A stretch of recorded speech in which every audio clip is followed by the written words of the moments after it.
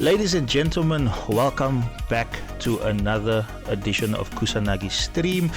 So today we're having a little bit of a podcast. Whoever's in the chat, welcome, say hi, drop a like, drop something there so we know that you are in the chat.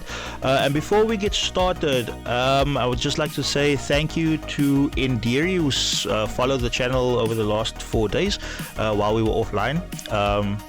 Like I said before, if you guys like what we do, if you guys want to continue to see what we do, click the follow button, click the bell button so you guys can always see what we're up to.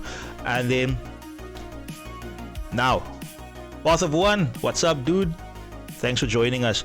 So on stream today with me I have Kyle, or Talesman as we know him, and then we have Lord Grim, as well as Crash Override, which is literally just friends of mine. We're just doing a chat a bit about what the current Yu-Gi-Oh scene is and what we're currently up to, how things are going. So without further ado,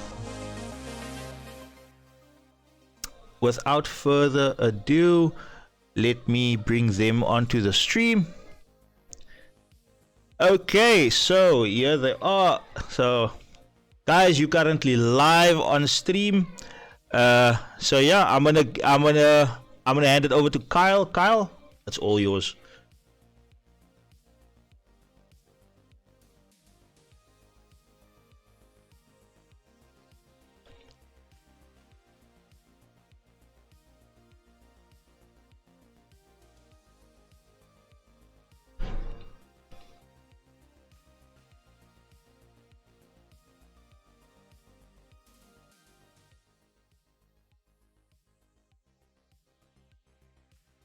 Hey. Thanks for having me on the show, Kyle. Hopefully we can get you to stick around for more than a single episode. You know, So guys, here's the funny thing, right? So we just got on, right? And I'm introducing you guys. You guys are talking, and guess what? What? Y'all were on fucking mute. That's fantastic. So, but no, it's all good. It's all good. So we've got say hello to Josh. Josh is in chat. We've got my wife in chat. Hey, we've got Josh, how you doing, man? We've got Keanu in chat. I don't know if Samir is still there, but Samir also is also there. So yeah. So yeah. Take it away. I'm not gonna interrupt Kyle any further. Kyle, take it away. Fantastic. Well, guys, I firstly want to talk about a very controversial topic in Yu-Gi-Oh! Talk about dragons, because in our game, which is full of so many different monster types and creatures and all these crazy genres and effects and gods, and the thing we see the most of is dragons. Now, across all of the 25 years of Yu-Gi-Oh!, I think all of us have one particular favorite. Yeah. Usually, do you want to tell me about your favorite dragon in Yu-Gi-Oh? So before we go get to the favorites, right? So instantly when you said the topic name, Josh already went just ban them and get rid of them. See, problem solved. We're gonna make a list of cards to ban. And then Keanu says worms for the win, which I do agree. But like Josh said, now he's sick of normal summoning Tracer. Like normal summon Tracer makes Striker go in for the whole combo. It's like, yeah, we feel you, Josh, and I'm sorry, but I am rebuilding Dragon Link, so sorry, bro. Droll and Lockbird is your friend, eh? Droll and Lockbird is your friend. Okay, so just to give you guys a little bit of an idea of one of my all-time favorite dragons, and I think I can't share it on here, but one of my all-time favorites, and I'm gonna put this on my stream actually. Where's he? Never mind. Is number 38, Hope Harbinger. Yes. One of my all-time favorite. Not just aesthetically, not just like the way that he looks, because he's a fucking cool dragon. Don't get me wrong. But just the effect, that spell steal. Come, give it to me. So nice. That's for me. That for me is Keanu. Maui is not a dragon. Moe is not a dragon as a belief. So yeah, No, I agree. It's one of those things that it will always be one of my favorite Xyz dragons, all time. It's like I'm not gonna. It was obviously in the beginning, when we started out, it was always blue eyes and red eyes and no. Fuck that. Like the Falcons, yeah. Fuck that. Yeah, 100%. I want my blue eyes. I have my number 38. Number 38 will always be my favorite. I mean, I really enjoy how generic it is and how many decks we can play it in. I play it in my Dark Worlds. Anything I do that can make a generic rank 8 dragon, Hope Harbinger is going to go. Yeah. It's so easy to get into. It's so iconic. It's been around for so long. No, I agree. It's quite a card. Byron, have you decided on a favorite dragon? Yeah, I always liked Chaos Dragon Lavinia. That's another classic. Another dealing one too.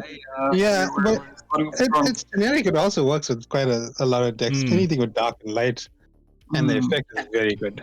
So Yeah. I've always. Okay, so we've got a message here from Josh. He says, "Hey, Jaden, thank you for following the stream, man. Hey, Thanks for Jaden. having. Thanks for lovely to have you here."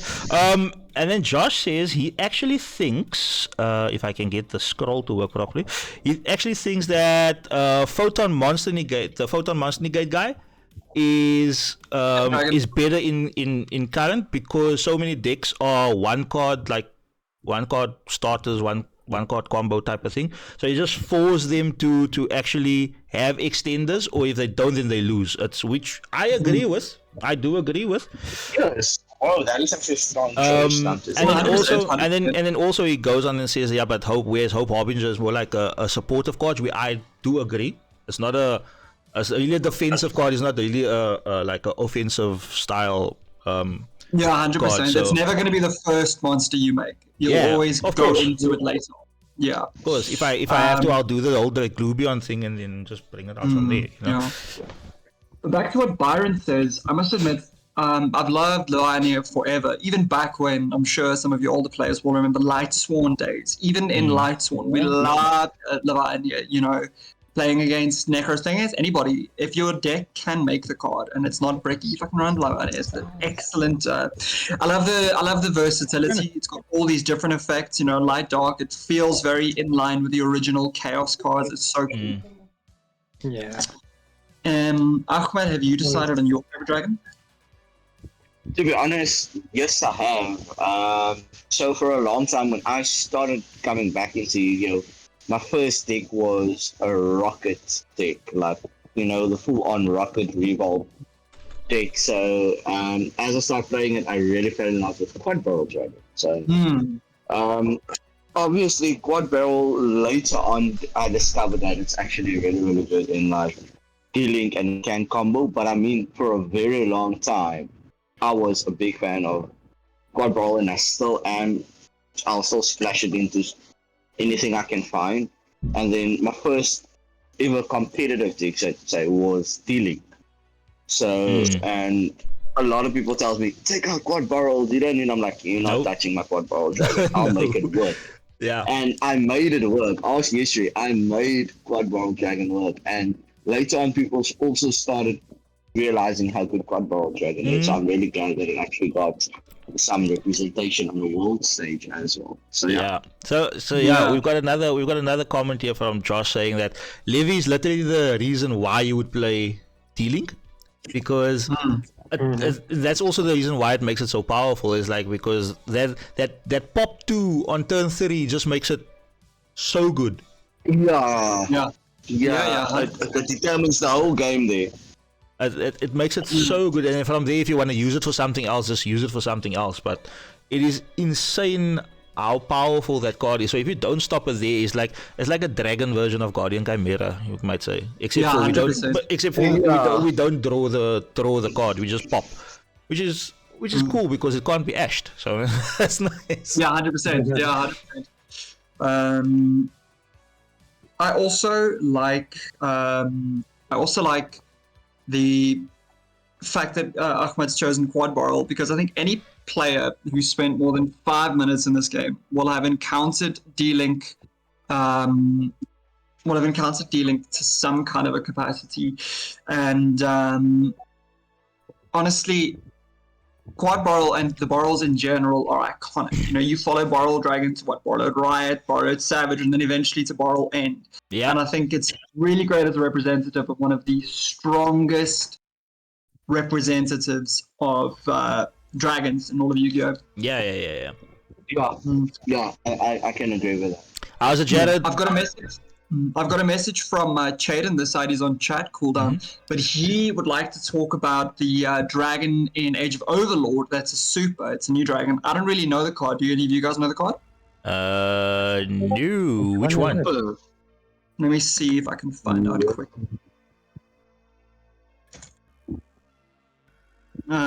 It's actually a great opportunity for me to, while I'm looking for this card, to bring up my favorite dragon. Burning Dragon? And if you want to, you can send me the name and I'll search it up and we can talk Burning about it. Dragon? Is it Burning Dragon, Jen? Burning Dragon. I feel like I was gonna say Is it Burning Dragon? favorite card. I think I've got an interesting one. Hey, I think I've got an interesting one. So I've been sitting on it. Master Dragon is actually my other favorite dragon card, obviously because of childhood days. I mean, back in the day, a 1900 beat stick, that was very difficult to get over.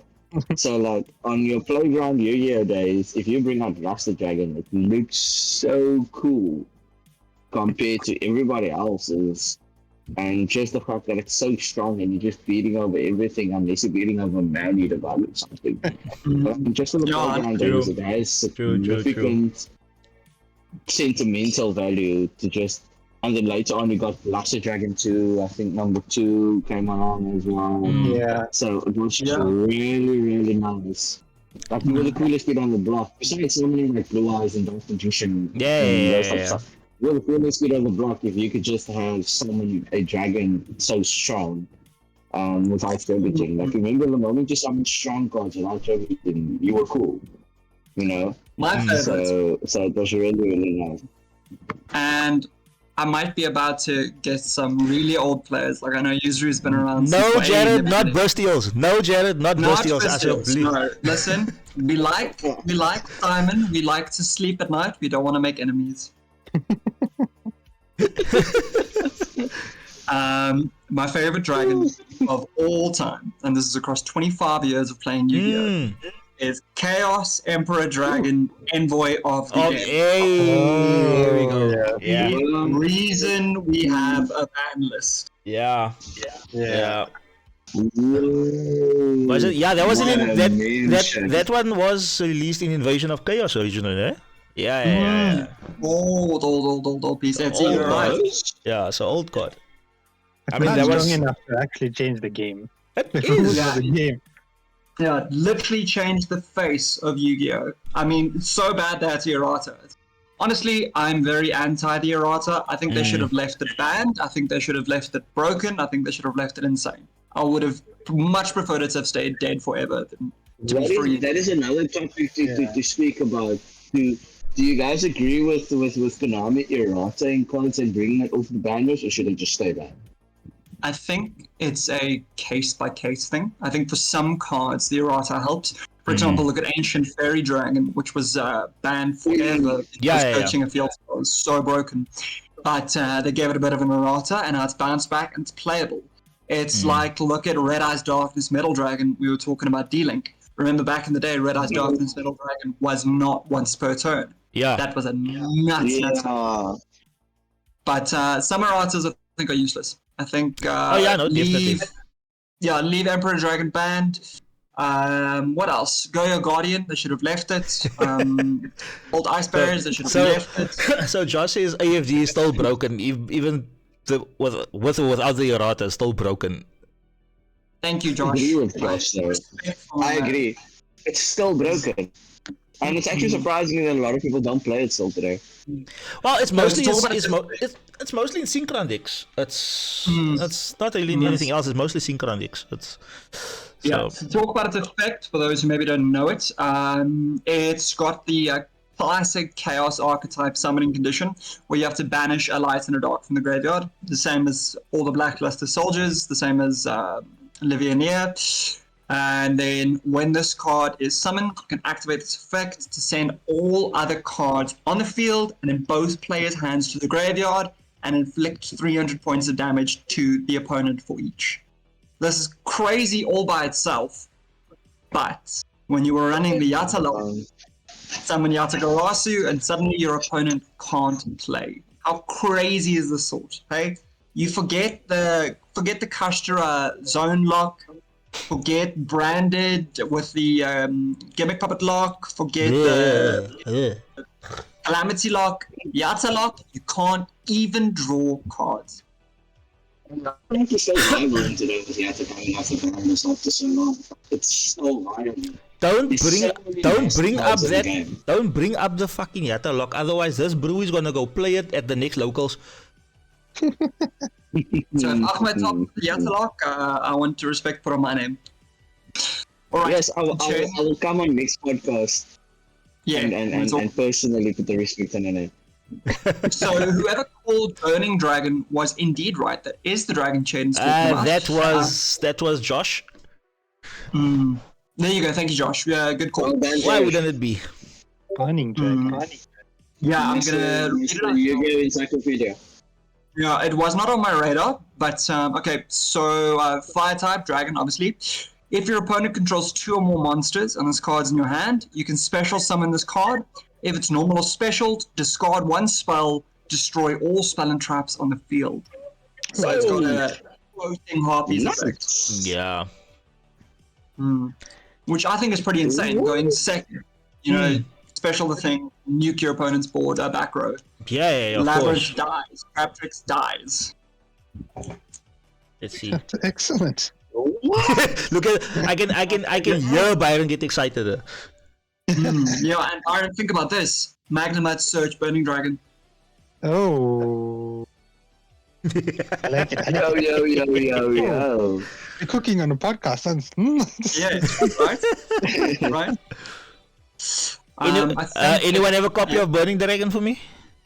Looking for just hold them on typing. Looking for 3 Burning Dragon. You're giving off the spice, and you have started a movement. It's Ultra. It's Ultra, yeah. Is it an Ultra? I think so, yeah. Oh, spicy. It's very cheap. I'm looking at the TCG plan now. It's like 20 cents. Yeah, it's a super. Yeah, it's a Super, yeah, it's a super. No, it's a super. Yeah. Okay. Yeah. Alright, now that I know all of your favorite dragons, I need to summon Buster Blader so that I can attack for game all at once. Go Dark away. Paladin, yeah. Dark Paladin is the way. Dark Paladin. Probably one of my most favorite cards, I think. Most iconic cards is Dark Paladin. I love it, honestly. Buster Blader is great. If you now have to really look at some of the older cards, like in the Buster Bladers and the Blackluster soldiers from way back when. I mean, I'll give you one that's like really one of my tops. Where is it now? If I can just find my file. Get over here. One of the first hits, man. Dark Paladin. So one of my all-time, I think it's this one. Yeah, from the rituals. It's not that old, but it does hold up. Yeah. A substantial amount of value to me, like the old Blackluster soldier ritual, the super soldier ritual. Oh, the original. Yeah. Didn't it start out as a promo card that you could only get from topping? It started out like that, yeah, and then it was reprinted in the Megatons. I love it. Oh no, my favorite card of all time, talking like about old school, is Sniper Hunter. Yeah, love Sniper Hunter. My wife says her all-time favorite is Kaya. Obviously, the Magical Knight of Dragons, which is one of the recent ones. Mm-hmm. Jaden says Playmaker. Hey, come on now. Come on now. I mean, And then, yeah. then Chad, what are your favorite dragons? and then Josh Yeah, says let's get some comments. for Josh says he says Buster Blader used to be one of those rogue decks that just always lose at events. So Oh, honestly, I've got the. how's it, new David? Buster Thanks for the Blader follow. retrains on that. Hope you enjoy the content, man. Okay, so for Josh, his favorite, and we all hate this deck with a passion. And Kyle, you're not gonna tell me that you don't hate it. Subterra Guru, smile. I hate this deck. And obviously, I've never won Josh once while he's playing and this. also very close to my heart because I am a Blue Eyes player myself. Kiano coming in with Chaos Max.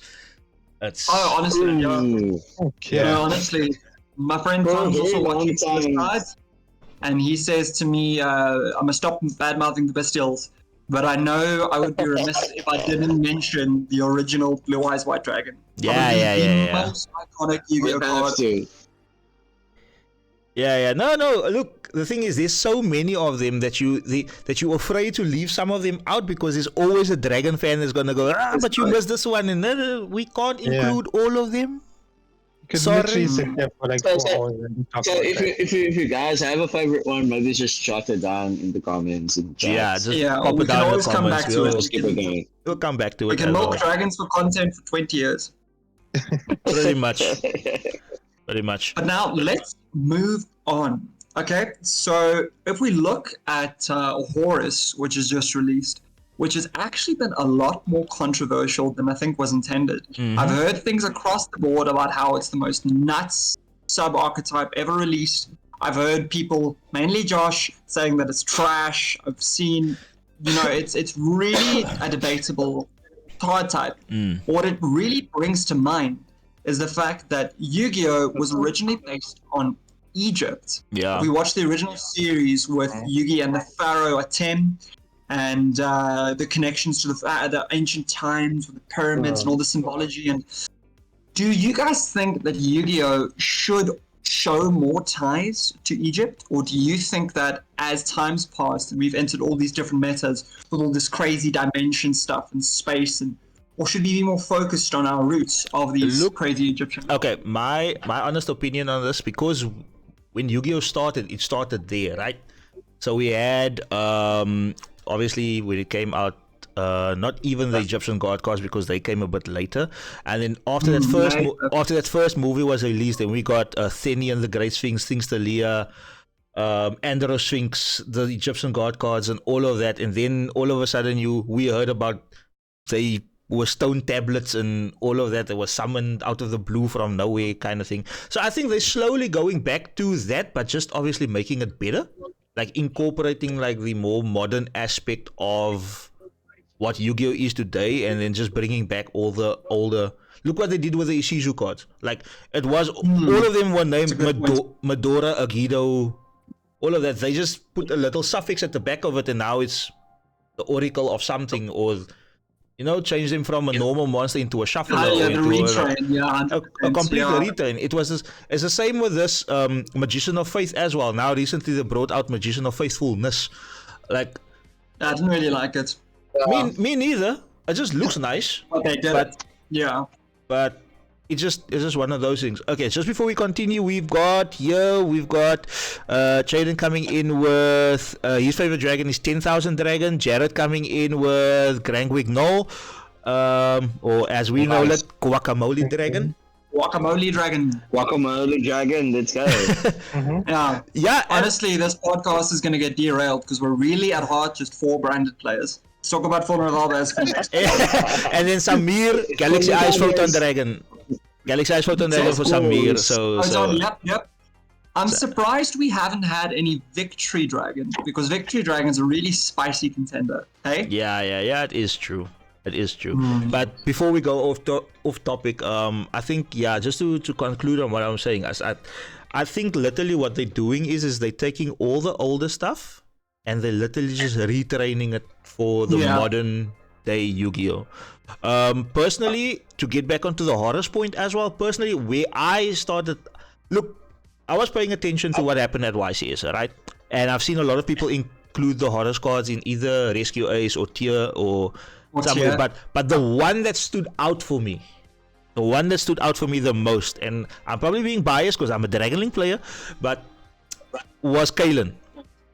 Oh yes, yes. I was completely going to lead us towards the end. It was Horus, Resonator, Bestial, Dragon Link, something, which in all sense it worked. Yes, he could have played it better in certain scenarios, but in all bad things apart, it's like it worked. And that actually stood out for me because it was actually, whoa, fuck, I can actually do this. Will I go and spend the money to get those cards? I don't think so. I will wait until Josh decides when it's good and I'll just take it from him. It's literally one of those things. So hurry up, Josh, get it. I think you bring up a good point. It's really interesting to see how you can just splash a couple of new cards into older decks and suddenly watch yourself have something that's relatively meta, because Kalen's match was against the D-Link player. And Kalen won, all because of cards like SP Little Knight, the Horus Engine. It's really interesting to see how just one or two of these modern cards can really bring you up into the next level. 100%. You're going to look at anything that gives you advantage in the game. Of course. Yeah, Byron, that's right. But I mean, like, Byron, I've seen you playing Drytron to a way that can be nuts, and like you're not scared to chuck some spice in there. No, never. You gotta try. And anything that can stun your opponent or give you a card advantage is how you build your meta deck. Of course, yeah. Josh says he likes it when they revisit like mid-era Yu-Gi-Oh decks like 2010, 2015, and then just take that and make it better. Which is cool. I mean, it's literally one of those things. I just like the idea that they've gone back to the Egyptian times, and I think there should be a lot more of that, because obviously they've tried to touch on everything. Like, I mean, they've tried to touch on modern day stuff with machines and space and cybers. They've tried to touch on things that's got a bit more of an anime feel to it, to kind of appeal to everybody. And the only thing for a long time, I felt the only thing that Konami has done to go back to the olden time was keep on making new stuff for Dark Magician and Blue Eyes.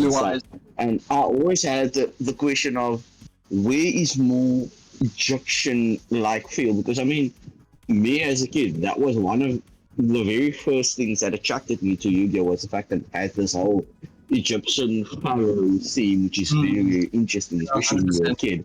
So for me, I like the fact that they've gone back to that. But with the Horus card specifically, I haven't looked much at it. I've obviously seen the builds and I've seen YCS. And for me, I feel like it's more of a draw engine than anything else. I might be 100% wrong on that.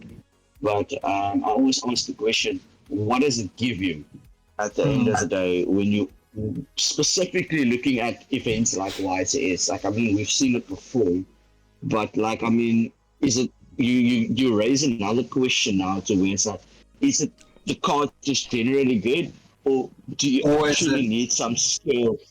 That it's a skillful players that are able to make these cards good, because we all know there's cards that are just good. You don't need to be a skillful player to make an access go to a Zeus or something and try it in that way. But I mean, there's cards that you really need some sort of skill on how to play it in a certain way. So I think it's one of those where it was overhyped before release, and it's still really good. But I really think you need to have a bit of skill technique to be able to do this. I think that. Yep. I'm just gonna stop you guys so I can just. So Keanu says, redo Blue Eyes White Dragon. Like we just said that, right? Make it relevant again. Are getting a new structure deck in December. Calm down. Yeah. There's a new structure deck coming. But the thing is, like, there's a lot of guys that's rebuilding Blue Eyes at the moment, and it's actually becoming meta competitive. Like yeah, I will do that. Like somewhat. I see you, Thomas. Like I somewhat. see you, Thomas. Don't at me. And then Jaden saying that nostalgia is the way that Konami actually just keeps on making their money. Like I agree. Look, I agree. There's like they keep on hitting that water well just the whole time, like saying, "Hey, let's go back to this, and this is how we're going to make our money." And the older players keeps on going and spending money on it. You know? Yeah, and that's what's keeping players like us in the game. Yeah, because Konami can keep its doors open because people are still yeah, buying. but it also makes it like we are getting to that topic is like it also makes it very difficult for newer players to come in. Which will get you. Completely different conversation there. Just to catch up here. Thanks for the follow. I hope you guys enjoy the content. And yeah, keep on following for more. And then Josh says he would argue that you need some amount of skill to make a Zeus. You need to make an XYZ, you need to let it attack. Yeah. And then Jared, of course, why would you not say this, Jared? Branded Blue Eyes. Branded Blue Eyes. Jared Cook. You know, I will happily destroy your Branded Blue Eyes, please. That'll make me happy. I need the win. I'll play a full rocket structure. Don't forget, if you remember regionals, Kyle. Oh. You went for regionals, right? Yeah. And how many dragons did you see that day? Yeah, man. Our position went 4-0 and carried on. No, it's a problem, hey? Honestly, talking about the horror stuff, I think it's not nearly as good as people thought it was going to be. Ahmed called it overhyped, and he's got to be right. Because while, yes, some of us are going to argue that it's fantastic, some of us are going to argue that it's terrible, but the fact that we haven't reached consensus as a player base as to whether it's good or not yet shows us that it can't be as good as we thought it was going to be. The fact that we can even argue about it, you know? Anyone and their grandma can tell you that Telements is the strongest deck ever printed. But if everybody can't make up their mind as to whether the horror stuff is good... Just waiting for Josh to respond in the comments about that one. Cool. We're just waiting for Josh to respond. The one that Josh is really going to respond on is Typhon. Because Josh tells me that Typhon is excellent. Everything I've heard about this card is that it is... I've had mixed emotions about this card for a very long time now, since release. And I still don't know, after a while it is, I still don't know what to make of this card. We didn't see much of it, hey? SP Little One, you saw everywhere. I really don't know what to make of that. Okay, so here's another one. So Mrs. Kusanagi says that her favorite deck is Anubis deck. Yeah, Shaman, of course it is. She wants to go that way. Josh says Typhon is correct, is too good. And then also Too good to play. Yeah, and obviously to comment on what Ahmad said about the whole Zeus thing, he says that there is a bit of sequencing fundamentals required to make Zeus. So that's his argument there when it comes to I can agree to some extent, but I mean when I say that, I'm talking about majority of players. Like, I mean, I'm not talking to new players. New players is probably not going to make Zeus, but I'm talking about players that have been playing for a while now. Like, I mean, everybody is able to make a Zeus somewhere. Chayden says that Zeus and Earth Machines bride together every weekend. Oh, every weekend, my man. They make food. Gustav Max burn you 2,000 llamas for days. Nah, honestly, I'm getting PTSD flashbacks to all the hours and hours Jaden and I have spent testing. I never want to hear that name again. Yeah, you could say that they cook. Yeah, you're right, Josh. You could say that they burn anyway. I'm gonna jump the gun here. I'm gonna move on, and I'm gonna take over from Carl, and I'm gonna say there was a comment that Carl made earlier, and I really want to jump on where we saw Pac saying that this format is... Yes, I was about to bring this up. And Jeff Jones saying the same thing, saying that diversity is not always the answer. What do you guys think of that? I think that, I was just about to bring it up, Ahmed, thank you so much for that great transition. I think that it's very debatable. I think from the pro scene, it's maybe a terrible format because it's very RNG, very luck based. You can't really prepare for all of the formats. My issue though is that it's a brand new format. As we go, we're going to keep seeing Sinful Race. It looks like more and more top, and that'll become what the format's built around.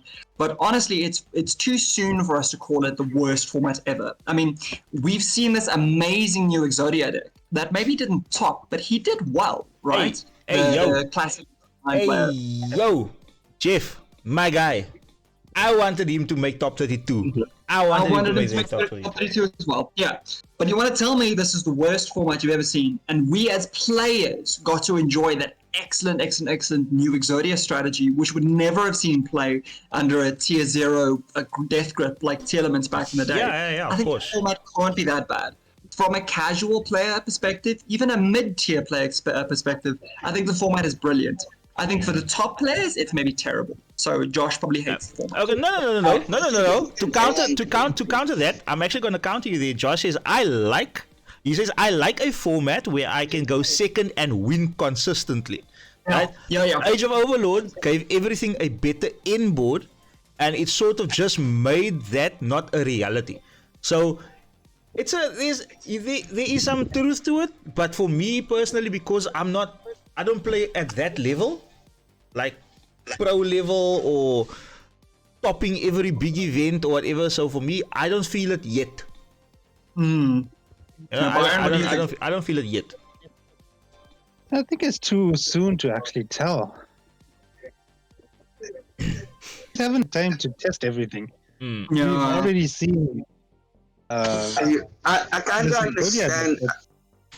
I think I'll hit it on the head where if you look at it from different perspectives, it makes sense. So if you look at it from the really, really pro player perspective, so if you take your packs, your GXG contents and those guys, for them it's always been they know what to prepare for and what to look out for when they go to these big events, and they don't really care about the mid-tier, somebody's going to try their Dark Magician deck or whatever the case to be.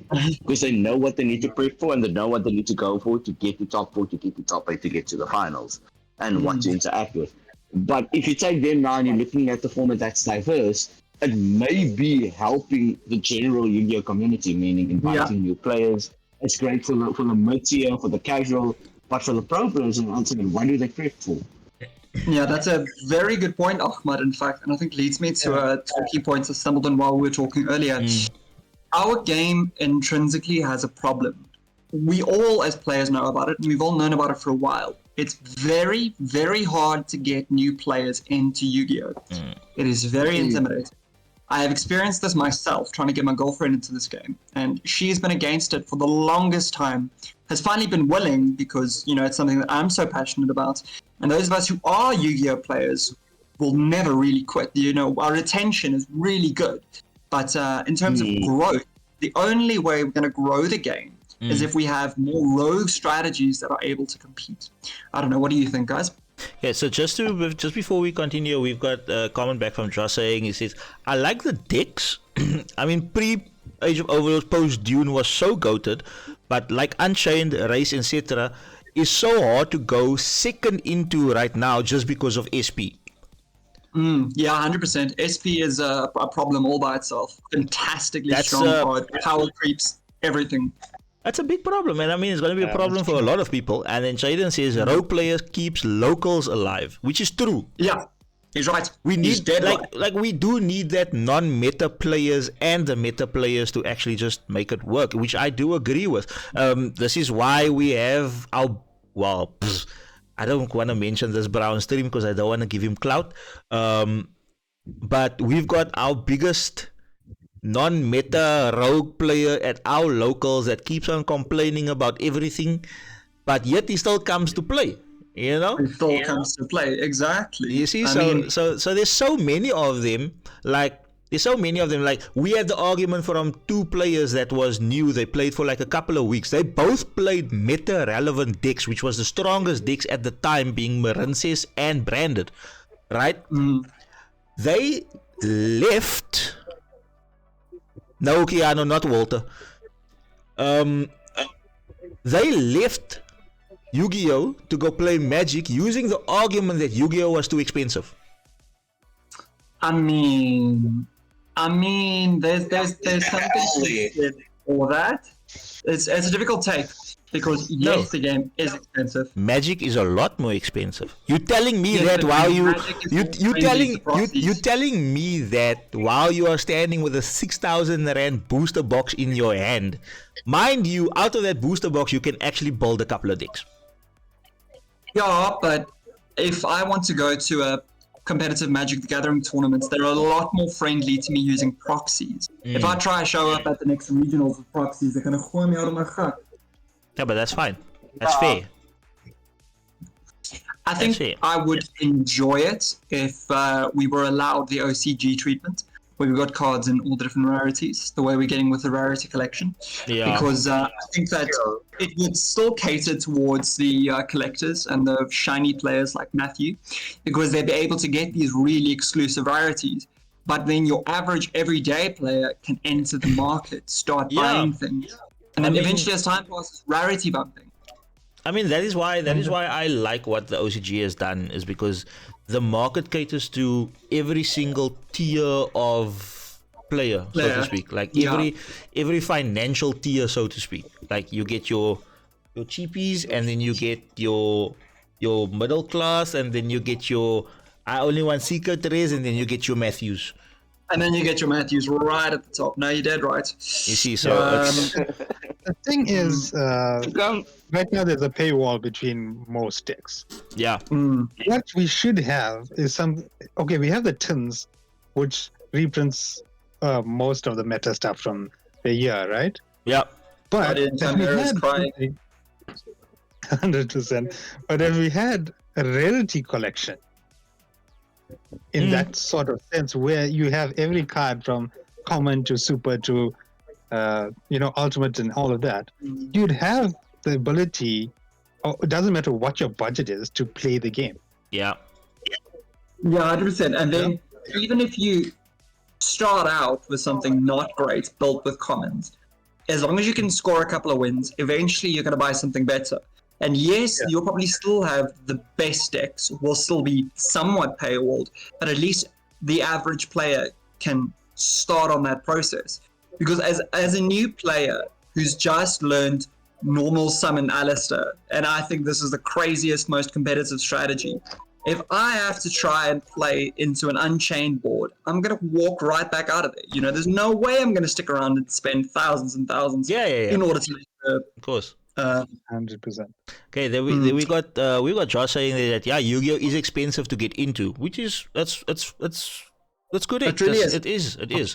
But it says also, once you're in, everything is much cheaper because of the bulk of every deck, or every deck's price is a staple. Like that's the bulk of the price of the deck. It's the staples. Once you get the staples, you kind of like midway through all of your decks. Yeah, but the staples get power crept how regularly? I mean, back in the day, your staple was Monster Reborn, then it was banned. Now it's back, but for 20 years intervening, you have to keep getting new stuff. Compulsory evacuation device is not the be-all, end-all anymore, you know? Now I have to buy a Dark Ruler, I have to buy Ash, Droll, Nibiru, Zeus, Typhon, SP, Little Knight, Baguska. The list is... Yeah, it goes on. Yeah, it goes on. I mean, they like... And people's gonna hate me for what I'm about to say. Is like, I am still pissed off that my buddy Chaos Ruler is banned. Yeah, honestly. Sorry, my laptop This brew. Okay, no problem. Like, that four-eyed freak sitting there calling himself my cousin. For weeks, just before that ban list came out, I'm telling you, Chaos Ruler is gonna get banned. I'm telling you, Chaos Ruler, enjoy your Chaos Ruler, is gonna get banned. Ban list, the first thing I see on that ban list, Chaos Ruler. No, it's true. It's true. No, it's true. Mind you, we were both playing D-Link at the time. We were both playing D-Link at the time, though. And the thing for me is like, yes, it was one of the most overpowered cards in the game, because it's not just dealing it's not just dealing that could use it. You could use it with punks, you could use it with whatever, could just put 2 and 6 together to make a 8 or 7 and 1 or whatever. Then you got your Chaos Ruler, instant free summon. let's go. Unless it got stopped. But I also think you can bring him back now. It's fine. You can bring him back now. Actually, an interesting question. We've asked about your favorite dragon, but does everybody have a favorite band card off the top of your head? Alki Usually it's 5 already out of it. So. Alki 5 no, you get out of here. I won't even entertain that conversation. I'm going to tell you mine now, although anybody who spent more than 2 seconds on any of the groups will know by now. I think that Elder Entity as its oath should be free. Come on. If the Calamity Lock is legal, there is no reason why I'm not allowed an XYZ that requires 3 level 5 monsters. One of them has to be some kind of a something. And in that turn when it's summoned, you can't activate effects. Yeah. Come on, man. There's no reason Azatoth should still be back. Now, Keanu, I agree with you. Bring back Hulk. And then Chaden say, but Protoss. Bring back my boy. No. You Protoss way is. That's fine. That card literally shut down my deck and I lost to it so many times. Well, Byron, what's your pick? Bring back my Eva, bro. I just need Eva at 1. Yeah, Honestly, Chaos Space to 3. It was such a dumb hit. That was the stupidest thing. What was the point? It was stupid, yeah. Huh? It was. For me, Maxi, I'm on Maxi Coupling every day of the year. Alright, so I can't be part of this podcast anymore. Good night, guys. Yeah. Actually, you know, if you play Master Duel and you look at how Maxi changes the way you think about your next play, it's actually so competitive. It's such a competitive card. Look, the problem with Maxi, and this is an argument I have made 1,000 times, I'm going to have it written on my tombstone, is that yes, if you're a control player who's playing a Labyrinth, or you're playing a Traptrix, or you're playing something slow, and you're going into a combo deck, and they just start their combo and you Maxi them, yeah, you're going to be able to draw enough cards to beat through them, or you're going to force them into a Hieratic Seals pass or something.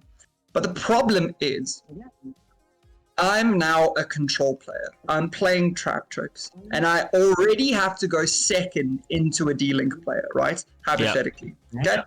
D-Link player sets up full board. It's got 3 cards in hand.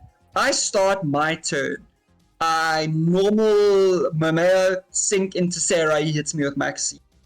What the hell am I going to do? Yeah. Was I going to break that board anyway? You know? Now I need to contend with that board and Maxi. I think it's not an equalizer. It really gives combo decks the advantage. Yeah, because remember the old Dragon Link board just before Chaos Ruler got banned was Seals, Barrel End Dragon, Savage, Hot Red Dragon, Archery in the Abyss. Yeah. And then maybe an Imperm set. And then from the comments here, we Keanu saying banning Hulk makes so many decks cuck. Well, true. We could have the same argument for Verte as well. Bro, Verte and Akanda, yeah, honestly, we could minutes about Verte. Josh saying Kit Kalos and every Zodiac except for Broad Bull. Except for Broad Bull, I agree with him. And then I think I understand the Kit ban. I agree with the Zodiac hits. I'll come back to it later. And then he says, I love Dryden and Barrage. You activate Mystic Mine. Oh, yeah. Khan, ice to. That's toxic. That's toxic. Okay. No ways. What about toxic? Go to OCG country with that. Honestly. Ek dink dis die gedeelte waar ek begin Afrikaans praat op die stream, hoor. Hello Josh. What about the card that no one knows what it does? Pot of Greed. Which one's this? Pot of Greed, no one knows what it does. Well, I mean, I've heard that it lets you draw 3 cards, I think, and then special summon Dark Magician for game. Something like that. Yeah. I think it's a great segue. Special summon Pot of Greed. I don't know. Well, you know. I think it's a great segue to cards that probably should be banned. Yeah. I believe that all unfair floodgates have no place in the meta, right? So Mystic Mine should have been banned. It was a way overdue hit. Mystic Mind sat in the format for 2 years. It terrorized us for 2 years. It's still a problem. Yep. A couple of months back, I went down to locals, and for those of you who don't know, I go to Nexus when I do ever go to locals. I'm not very at locals, unfortunately. I should represent more. Anyway, we were having a limited event where you were allowed to play any card in the game, but only one of. Great idea, very interesting. Anyway, game 4, I think it was quite a big day. We played, I think, 10 rounds or something. I played against a Fluandries player. Now, in order to supplement her engine, which had been cut so hard by the day, what she decided to do was she was going to chuck in every toxic floodgate in the game, and I had to play that day through summon limits, Mystic Mine, Dimensional Barrier, all of it in one duel. So I can tell you, it has now become religious opinion. I identify as a floodgate hater. I think that Dimensional Barrier is an unfair card. It kills some decks for no reason. I think it should die. I think that Mystic Mine should stay dead. I think that cards like Shifter are just crazy. You know, it's just ridiculous. These things are allowed to walk around. I'm actually surprised that they didn't hit Shifter already. Like, Me too. It's like we expected it to be hit in the last ban list that we just got. And it wasn't. We did. But let's see what happens in the December ban list if there is going to be one. You know. I mean, it's something that is also worse than Dimensional Barrier Spellbound because I can't hear you. Akis, your sound is dying. Can you hear me? Yeah, that's better. Now you must sit closer. Can you hear me? Yeah. There you go. Yes, that's better. Okay. I'm saying the argument that I can make is that with Dimensional Barrier that is bad, or for me personally worse, which is why I play it, is Spellbound. Because Spellbound yes, and tributes as well.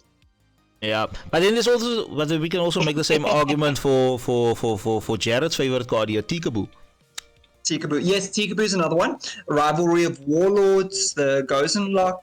All of these cards I think should be banned because they stop players from playing the game without giving them a way to respond to it. I am a big runner of Dark Ruler No More. I'm a big runner of Super Poly. They should be banned.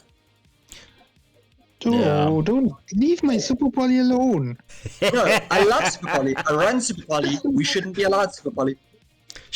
Look, You can't respond to the card. That's the problem. I'm quite surprised that Super Poly has not been limited to 1 or semi-limited to 2 already.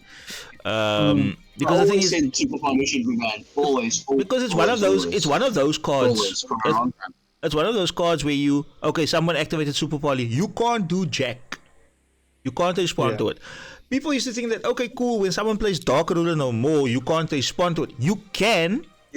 Not with the... Chain a spell, chain to the spell. So yeah, you go like what we used to do in D-Link. Activate the spell with quick play spell with trap, and then you respond with Hot Turret, Dragon Archfiend, the burst, and then target your Dark Ruler. Bye bye. Here's the reason. Here's the reason why I think the Resonator deck in and of itself, a lot of people don't really pay attention to it because they think it's cuck, to put it like that. Right? Me personally, I don't think it's cuck. Like seriously, I love how the deck plays. I've played against a few people where I've gone second and I've broken the living crap out of their boards and won. So, and that was just with a basic, without Bastials. Like, I didn't even play the Bastials and this was on EDO. So I'm still waiting for my structure decks to arrive. Andre, if you're watching this, I want my goed alsjeblieft. 2 weeks ago, Mac came second at locals. Yeah, he told me. He told me. I was there, so there was definitely room. And he was only playing. And he was only playing the 3 structure deck version. 3 structure decks, yes. Yeah. Couple of hand traps and 3 structures, old Super Heavy Samurai style. So the thing is, it's literally like I practiced against another good friend of ours, Ejaz, which was just testing out the Shino Birds and the Armored Sharks, which now got support in Age of Overlords. and I was playing resonators, but I was playing like the full powered, the when there are 1-2 bestial resonator, whatever one. And you know what?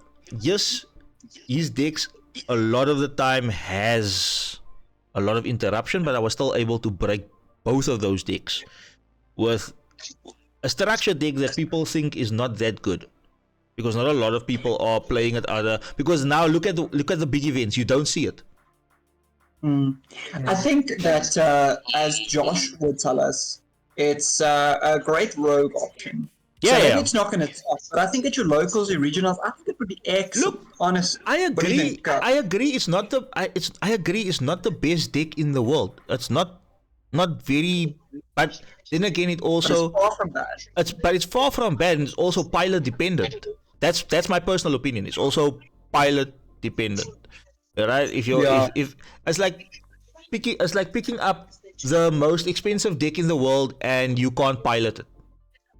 Yeah, then what you going to do anyway? Because this is the typical thing, and Josh can tell you this is like a typical thing that we get here in Cape Town. You get this lighty that's got a lot of money, picks up when cash came out, spends 15,000-20,000 and cash 20k on it, and ends up at table 5,000. So why? Because you can't pilot the deck.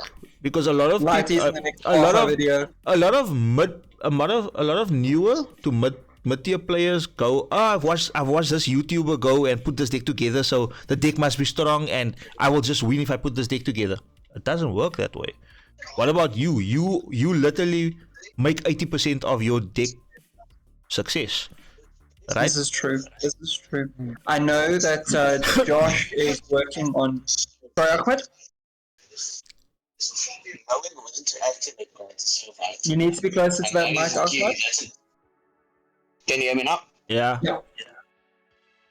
I said knowing when to activate cards is so vital, which makes the big difference between let's call it a whale player who just buys cards and a skill player who can pick up any deck and just win. I think that's the key difference. Yeah. Like that's like what you're saying is true, because that's literally in correlates to what Josh just said now here is like, yeah, and he says yes, everything is pilot dependent. Because we literally saw him go 5-0 with the worst Dark World list ever. Right?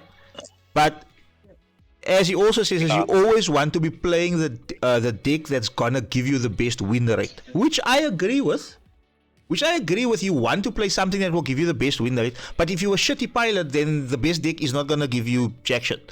Like, yeah, I think that it's where little things like experience matter. Because, for example, I've noticed this playing against Byron, which is convenient that you're on stream.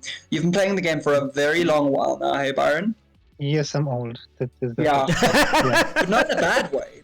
What this means is that there are certain interactions and choke points that you're aware of that I've had no idea to. Watching you play, even if I watched you play against Matthew the other day, there were certain interactions that you used that I was like, hang on, I never would have thought of that. Yeah. But it also comes down to properly knowing your deck, and we've known tier elements, so you know where to sort of counter tier, right? But now, when you're going into a diverse format in a YCS or something, you're going against hundreds of different decks. There's no way to know every single deck or what this person's playing. of course. Yeah, so you just gotta play to the best of your ability and focus on your deck countering or what's the word I'm looking for? Stopping your opponent from progressing or gaining that advantage. Yeah, you got to know your own strengths and weaknesses. I mean, I've seen this playing against Chaden again. He and I test very, very often. And sorry, I'm just quickly checking. Yeah, he and I test very often. And I'll tell you that he's still on Sword Soul a lot of the time. And yes, Sword Soul is an older deck, but he knows that deck through and through. It's like an old pair of shoes. That man can do anything with Sword Soul.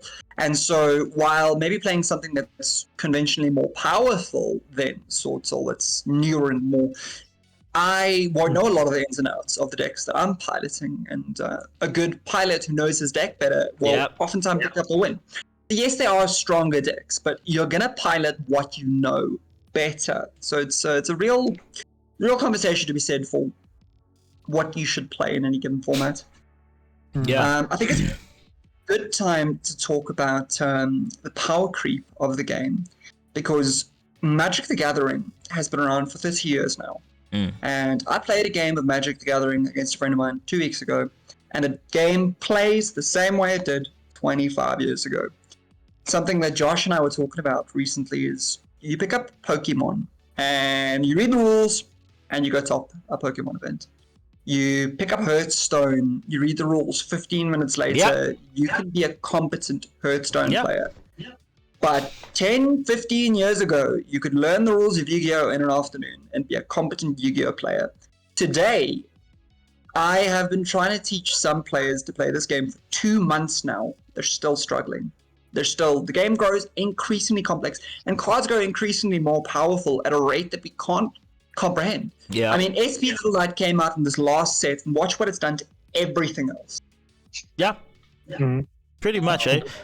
Just wait until the day that they announce a new summoning condition. Yeah. But Or it's something also, part of exactly. why, it's also part of why we love the game.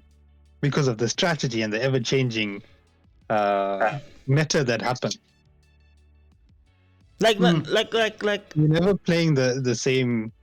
Yeah, You're no. always looking to build something new. No, I understand that, but that's for us as, let's quote unquote, veterans of the game. You know, Yeah. because we came from that, so we understand the progression of where the game was going. Now we take a completely brand new player, like hasn't seen or heard of Yu-Gi-Oh, nothing. You giving him or her this deck and say, look here, I'm gonna teach you this. Good luck. Good luck, right? Yeah. This is also where I think the whole two-player deck thing is a good and a bad thing. It's a brilliant thing. Where it's very good is the fact that they're giving you like a step-by-step how to play as you pick up the deck for each player, because it's like a little comic book battle that you always gonna have, because it's more or less the same cards, but the extra deck. Where they went wrong was, for me, is that they, as far as I can see on the description stuff, it's only XZ monsters. Oh, really? I Yeah. thought Vanadium was the other deck, and Vanadium's are mostly synchro strategy. So if it's two, then they're doing XZ and Synchro now probably, which means you're leaving one of the most confusing summoning stuff out of this, summoning conditions out of this, which is Link. Right, because it's not really that confusing, but it confuses a lot of people in the sense of, look what, again, I'll bring this up. Look what happened to Jeff in that match where he wanted to link off into Isolde, but he couldn't because it needed two warrior monsters, right? Yep. So it's and the Ahmad disappears. But that's literally the thing, is where a lot of decks, if you are playing different types of monsters or different archetypes in one deck, then your link strategy needs to make sense. And that's, I think personally they should have focused a little bit more or first on Link, and then go to the easier one, which is like the XZs. Because I mean, compared to Link, XZs is quite easier. It's a lot easier. I agree entirely. I do think, however, that one needs to keep your goals achievable. You know, with link summoning, you need to teach co-linking, you need to teach the different places, the zones, the ifs, the wins, the buts, where if they stick to two relatively new, relatively basic summoning requirements, they can get XC out the way, they can get Synchro out the way, they can teach you to be a relatively competent player. You pitch up to locals with your XC deck, and the guys there can teach you link summoning. You know, you can only do so much in a comic book. You know, yes, linking is definitely teachable, don't get me wrong, but I think that it's maybe a little bit ambitious for a first project like this. Josh also says that he thinks that the mechanic that needs the most explanation is fusion. Yeah, fusion has some very unique mechanics, and again, as for branded players, I know usually you're maybe at heart a little bit more of a D-Link player, but I think that Achis, Byron, and I... The only reason why that is because when I rebuilt my branded deck, Four Eyes over there took it. Yay, Ahmed, you are deep. You're spinning stereotypes over here. Pretty well with it. Like I'm I doing played, pretty well like with it. I have played, no complaints. I played one, just after the Chimera strategy was released. Right, I played a rogue event with it. Right, just with the Chimera stuff, and it was just me and Ejaz. Like we played that day, but I beat him with it with just Chimera fusion and that. Right, splash that in with branded when I took it to locals for the first time. I didn't. No, Josh, you weren't there. You were not there. You were not there. You went home. You and Harry because you guys had to be at a braai or something. Then it was the next locals. I took it to the next locals. I think I came second or third. With a deck for the first time. I think my only loss was against Josh. I think I can't remember. I can't even remember what he was playing. See, that's Don't how, let it go through his head. yeah, that's how cock your dicks are. I don't even know what you were playing, bruh. But it's but yeah, it's one of those things. There is so many things that you can play and that you can't play, and and for me, I'm one of those advocates that will always say, if you like playing something, even though it doesn't make sense in any deck, then play it. Go for it, bro.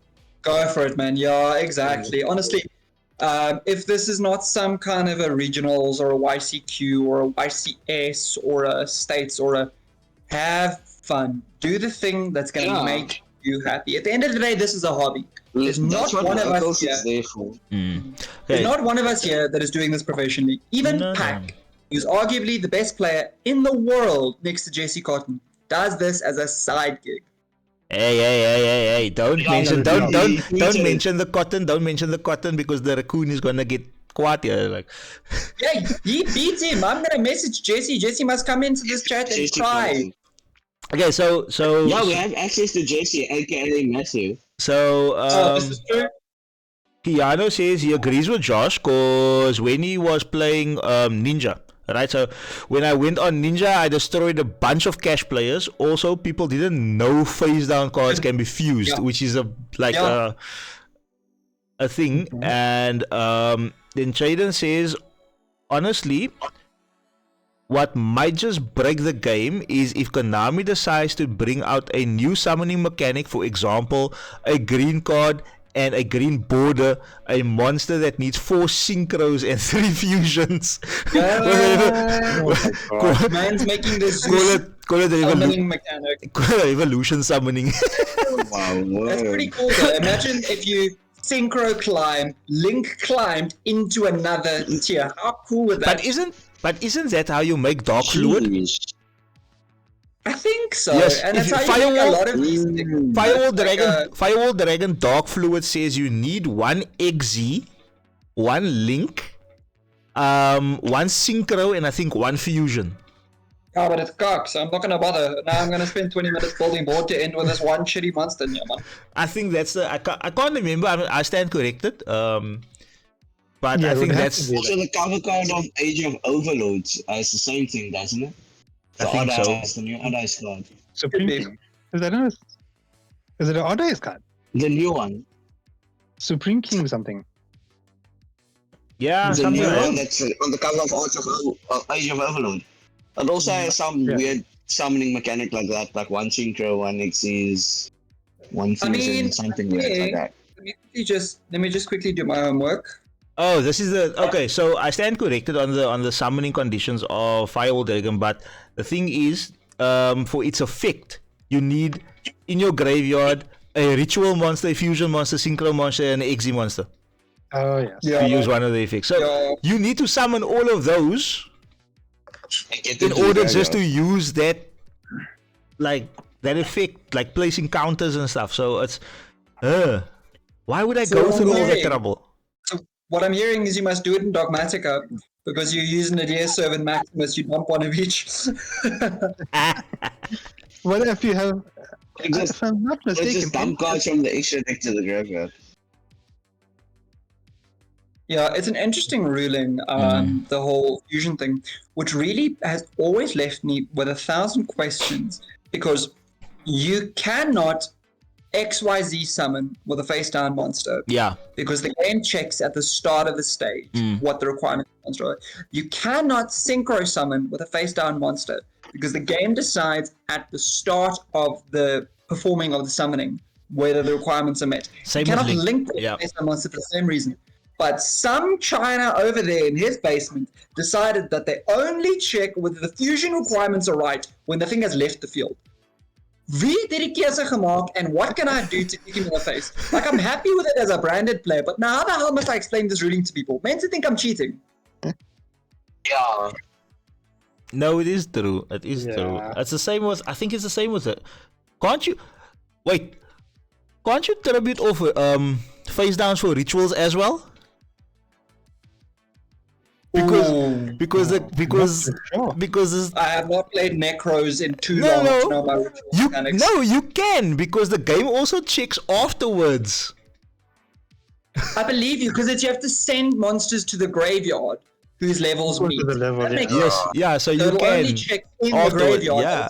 So you can do face downs with the rituals as well. And then Josh is Triton Shads, rise up. Rise up, let's go. Byron's here already, man. Josh, you don't need to say a word. Let's go. Watch me make Necros meta again. Hey, stay away from me. Hey, stay away. Stay away from me. We all know when when Kyle starts to cook. Oh, yeah, it's about to be. I mean, listen, you can't blame me when the top deck of the format is called Sinful Race. Come on, we've got Nazis in Yu-Gi-Oh! This guy had to go there. No, I don't play the Sinful Race. I'm fine. Josh says he's got a list for you, Kyle. You must send. Tell him. I'm waiting. Triton Necros list. Good luck. Hey, you must send. I will cook my house down. And Jaden says hot topic, but a bad quarter century. But bad quarter century raise, like in new sets, you thought you pulled a hot, but now you have a $40 conversion piece and playing bumper cars on a WhatsApp group. Hey, this from the Jaden who pulled 2 quarter century secret rare engages in a row. Oh, okay. So he's okay. So what you getting to there, Jaden? You want to silently brag, or you're talking about the cuck that happened the other day in the group? Yeah, guys, it's so funny watching quarter century secret rares that are so hit and miss. They really make me wonder, because Konami has been telling us forever that the reason that Starlight rares must be so valuable and so short printed is because they're expensive to print. Moss, or am I wrong? Yeah, it's true. Yeah. Okay. Now we have quarter century rares at the bottom. But now we have quarter century rares worth $5. Come, it's the same thing. It's just the same thing. And they've got the extra little embossed 25th logo on there as well, which takes more print. Like, okay, so let's put more work into this thing. So the cheapest. But look at the tins quarter century rares as well. The tins quarter century, I think the lowest one is like $2. Yeah, look at that, man. Look at that, $2. And you want to tell me that a Starlight needs to be worth hundreds of dollars because it's short printed? Nah, man, they're taking us for a ride. Quarter century is $2. Yeah. Please explain this to me.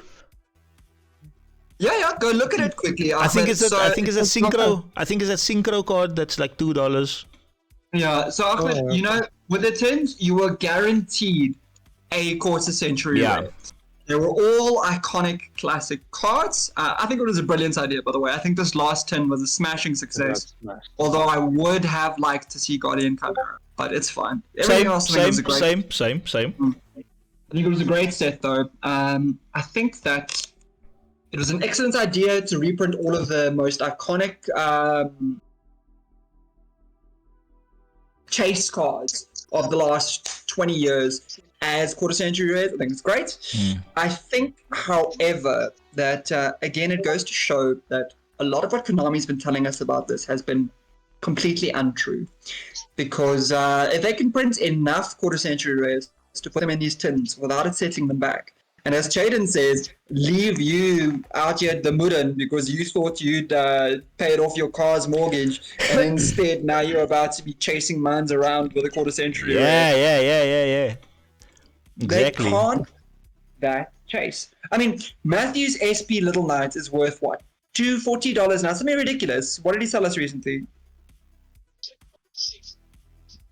I think what was like what was it, like It was, four it was crazy. 5,000 rand or something like that? Something like that. Yeah, it's like 6,000 rand. Yeah. 8K. Yeah. 8,000 rand for a piece of cardboard as durable as this one. Nah? This for frame of reference is lucky straight. That's not in frame. But like, same cardboard, same. This thing is not about to guarantee you any wins. It's not going to cure cancer. It's the same piece of cardboard. But because Konami decided to print less of this one and it's a bit shinier, suddenly this one is worth 8,000 rand. It's bullshit. Yeah. The whole practice of short printing, I think, is very unethical. Yeah, man. What can we say? We still love it. Yeah, I still love it. I mean, the game's going to be a lot less fun if everybody's walking around with an SP little. I know you feel like you're the lacquer one who's got the card, but I don't know. I always worry about the new player. Yeah, it is so. It's like Speaking about the new player, right? We were speaking about how difficult it is for a new player to come in, right? And how nice it is to have rogue decks for locals. I think that was our topic a bit earlier. I was watching a video of some of the new YouTubers that I like, and there are some great quality content on locals that they do there in America. I think they're called Crush Card or something. I only discovered them recently. And I look at their locals, which is about 40-50 players, but it's just meta. You just face tier, you just face purely race, brand. It's just top, like so many rounds. It's like a mini YCS every week. And I mean, if you're a new player in that town and you decide to pick up Yu-Gi-Oh, you do not want to go there. 100%. It's not fun. I think a lot of what it goes back to is, and this is something I wanted to talk about earlier, and you just reminded me, Ahmed, so thank you for that, is a lot of these formats exist in a bubble. Our South African scene is often very different from the scene overseas. I know Josh is preparing for a big... Yeah, I know Josh is preparing for a big remote deals tournament in North America soon. And their deck building philosophy is so different to what we do. Yeah, 100%. We can't follow their siding patterns. We can't follow their trends. We can't, because firstly, we have less players, but also our players have different financial backgrounds and financial and preferences. So not all of our players want to play meta that are going to come to locals every week. So we have at our locals at Nexus, I'm going to bring up again 2 new players that have been coming around every week, and it makes me really happy to see. One of them just pulled an SB Little Knight, and she's running around with a speed duel deck, and man, you love to see it. Hey? It's really great to see the new guy get the win. But the point is, if she were to go, as Ahmed has now said, into a local situation where every player was playing Rescue Ace to its full capacity, she and her deck would never get even into the door. Of course. And I think that a good question is why Konami's not leaning more support on alternative formats. Because yes, Goat's great. I love Goat. Don't get me wrong. I'm sure your wife loves Goat usually. Yeah. Goat is excellent. But Goat is stagnant. Goat's never going to change. Edison is... excellent. Koud is lekker in 'n biryani and a curry. But we need to have a scaling system where we have things like Edison and then maybe a format from 2016 that Konami officially endorses. Throw it in Master Duel, make it official. Have tournament days mandated where they have to play Edison only. They tried to have an Edison day here and it just didn't work. The players said, why are you keeping the nice mats behind an Edison paywall? It doesn't work.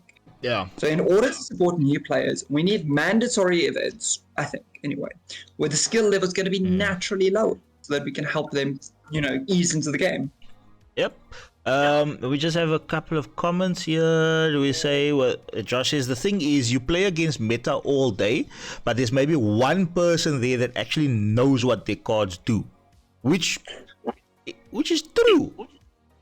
A lot of the times people are playing decks and then they still don't know what their own cards do. They don't know what they're doing. And they still read their cards. Like, I understand where he comes from, where he says, like, if you're playing a deck for so long, you should know what your cards are doing. Know what the cards do. I understand if the card is like brand new. Like, there was a couple of ruling questions and queries at YCS with SP Little Knight and a few of the other new cards.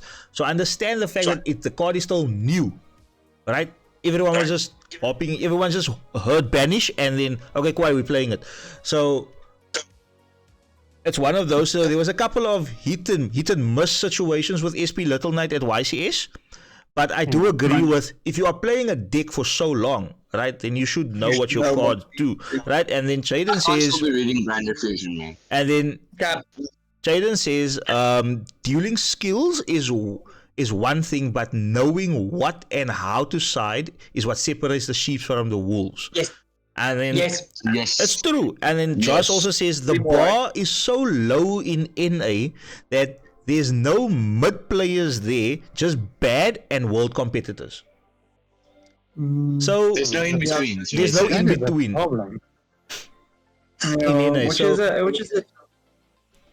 So there's how many times when I've messaged Josh over like the weekend watching the YCS, I'm like, these people are giving me headaches because exactly. Yeah. What is that play? How do you misplay this? How are you on the feature match of Branded Chimera? Still messing up Branded Fusion. Come, I'm not even going to talk about this nonsense. You all know what I'm talking about. Yeah. How are you on the feature match of a YCS with over 1,000 players here and you don't know the basic parts of your combo? It is ridiculous, man. There's so many times when I went, negate the thing with Swords Knight or activate your Chimera in the grave or in the graveyard. Exactly. I mean, even back in the old days of playing. The biggest mistake that every Branded Chimera player there made is the ruling of the new fusion that, like the on feature, if you banish it in your opponent's turn, you can bring back a banished Fiend, Beast or Illusionist monster from the banished pile. The first attempt, which the judges allowed, is he brought the card back from the graveyard. Second attempt from the, which was also the judges' call to allow this, he summoned the card from the hand, because when the judges asked him, what does the thing do? He says, I banish it to special summon. That's all that he said. This leads us to another controversial one, and this one will literally get all of us in conflict. Some of the people judging should not be judging. Oh no, trust me. We go off on stream chat, in YCA stream chat. We go off on them. I was probably banned twice from the chat. From the chat. When I as a player am calling out the judge, being like, actually you're wrong, here's an official ruling, you know there's problems. Yeah, it is. And it's like Josh also says here, he saw a lot of people defending those people, saying, nah, it's week one, people don't know what the new cards are doing, and but it's like you get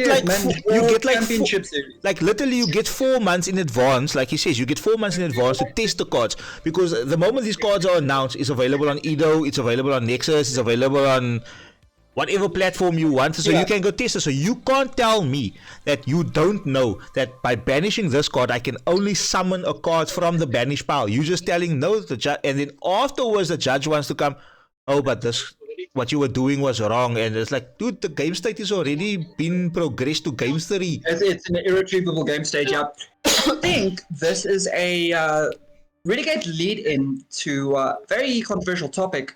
But Yu-Gi-Oh! Simulators, yay or nay? It really depends. Yeah. It really depends. Like your higher, like for me, your higher tier, your higher skilled players will always lean towards dueling book because it's like you're playing the actual game. It's like very manual. You have to. Yeah. Whereas other sims like Edo, Master Duel, it all has prompts unless you switch it off. It all has prompts. Okay, you can activate this effect, or you can like negate something here or interrupt here. Whereas for the top tier players that's constantly playing in like top tier events, they all lean towards dueling book. Because you need to know your rulings. Yeah, it's like and it's not gonna sit itself in the graveyard. You need to tell it. Yeah, exactly. You need to actually click and put it in the graveyard and click on your deck and go look at it. You know, it's more of a real feel. Like it's more of a real feeling. Like Josh is also saying, is like auto sims is good for newer players. Yes, it's a great segue to get newer players into the game. Yeah, most people these days are going to start at Master Duel, find their way to the Dueling Nexus. From there, move on to I think these things really have the. And then they come to locals with a Master Duel deck and think that the ban list is the same. It's true. It's true. Also, a good opportunity for me to plug the Remote Duels tournament, or I should say the Pro tournament that I am hosting along with Chaden on the 4th of November. Yeah. If any of you out there want to play, please, you can get a hold of me anywhere. You can get a hold of me through user stream. It is next week on the 4th of November. You're all welcome on Edo Pro. I'm going to be releasing times closer to. There is potentially going to be some prize support. It's going to be a hell of a lot of fun. All of it will be done on Edo Pro. We've got a couple of great players coming through. I think it's going to be an awesome time. So please, we would love to have you. Awesome. I think that's also the part where I think we can now generally get closer to the end of this podcast. Because if there's anything else that you guys want to chat about, then by all means, I think we can set it down for a later date as well. But really, just my honest thing is, Yu-Gi-Oh! Is such a diverse game at the moment. There's so many things that we can talk about. It's like we mentioned in the beginning. We can talk for 20 years about dragons. I don't think we'll get heartful. It's one of those things, right? Now, there's so many topics within Yu-Gi-Oh! That we can cover, but we also did say that we would like to bring other people in so that we can actually get their input live on stream. So honestly, I think that is the next thing for us all. So for those people that are still watching, and for everyone going to watch the VOD later on, this was literally for us a trial and error situation. Let's put it like this, because we just decided one day, hey, let's do a podcast. Yay! And we did it. So what I would like to do, what the rest of the guys would like to do, is if you're watching the VOD later, drop a comment down below and just say, look here, it was cuck. We don't like it, or it was cool, or we can talk about this, or give us some topics what you guys would like us to talk about in the research and stuff like that. Otherwise, we're just gonna sit here and literally just talk about ice cream. We can do that for 2 hours. And we will do it. Honestly, we do this every day as is. This is just us doing this on stream now. I can talk about ice cream because I can make it in 9 different ways. So Mirajai, the ice cream dragon. Yeah, Mirajai, the ice cream dragon.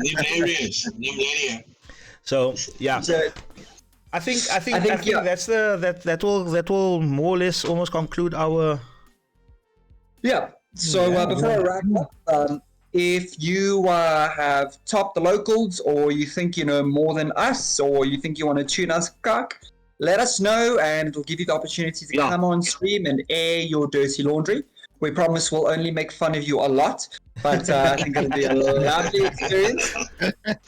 I think for a first episode, this has gone really, really well. I've really enjoyed it, and look forward to next week. Yeah, I know, cool guys. Awesome. I also enjoyed it. Okay, thanks, Shaden. We enjoyed your company as well. We will definitely bring you guys some more content. Thanks for everyone in the chat that had to listen to us. And thank you, Arkis. Thank you, Byron. Thank you, Yusri. Thanks, Tails. Thanks, Ahmad. Thanks, Byron. I think it was successful, man. I think this was successful. This was great. Awesome. I enjoyed it. Same. All right, thanks, guys. Until next time, Tuesday next week, 8 p.m. South African time. We will see you guys again for episode 2 of our Yu-Gi-Oh podcast. Until then, cheers. Peace. Good night.